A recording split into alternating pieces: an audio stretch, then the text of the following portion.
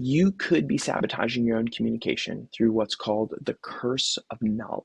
First of all, what is the curse of knowledge? And if there is a curse, is there a cure? And there's actually two cures. And the first one's going to surprise you a little bit. And I'm going to tell you about those in just a second. The curse of knowledge is coined by Chip and Dan Heath. It's the cognitive bias where somebody who has knowledge about a topic assumes that the person listening to what they're sharing has the same level of knowledge. It's this curse that tricks us into using tons of industry jargon, unimportant information, or skipping important details because we're assuming prior knowledge based on what we know. Now, worst of all, because of it, the person watching your content or listening to you speak isn't going to do what you want them to do, whether that's buy a product, or that's sign up for a course, or even just take a meeting. So even as I'm saying that, you might be thinking, I don't do that. I communicate clearly. When I talk, the person listening understands what I'm saying. But what's crazy is the curse of knowledge tricks our brains to believe that what's up here is coming out and being received just as clearly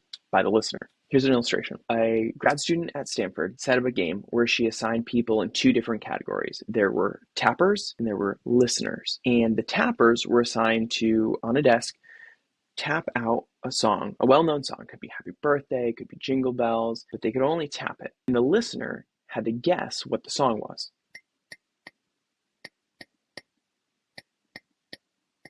If you guessed Jingle Bells, you were right. So over the course of the whole experiment, there was 120 songs tapped out. And those doing the tapping were asked, how likely is it that you think the person listening is going to be able to guess the song? They said 50%, 50-50 shot that they're going to be able to guess the song. Of the 120 songs that were tapped, 3 of them were guessed. That means what the communicator thought was going to be 50% for sure gotten was actually 2.5%.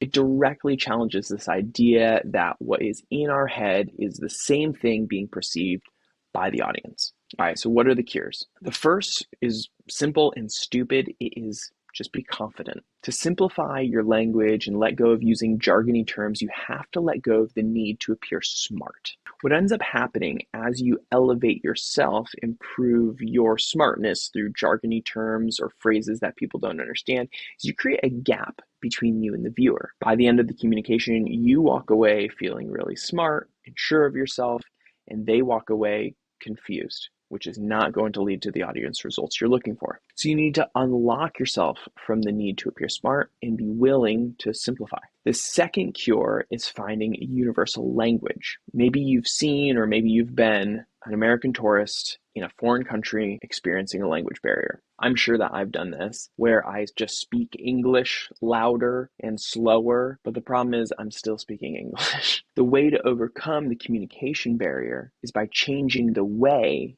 you communicate. This is done through finding a universal language. And some of the best universal languages are found in concrete ideas and in stories. Let me give you an idea of something that's concrete.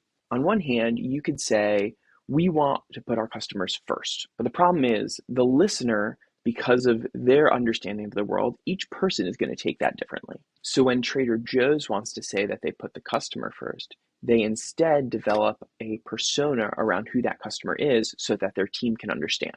For them, they say that their customer is an unemployed professor who drives a very, very used Volvo. Now, this is very specific, and the likelihood of there being unemployed professors walking around the store at that time is highly unlikely. But it takes a really complex and unclear reality of the customer and creates a very concrete form of who that customer is. So you can make all kinds of decisions around how to treat a customer or what a customer would want based on that persona and idea. It puts everyone onto the same page by using a universal language through a concrete idea that everyone can picture. Every person has a level of expertise in something more than the person they're trying to communicate with. So the two critical components to avoid this curse of knowledge that we all have is to, one, be willing to be confident enough to use simple language instead of jargony terms, and two, use concrete examples and stories so that everyone's on the same page.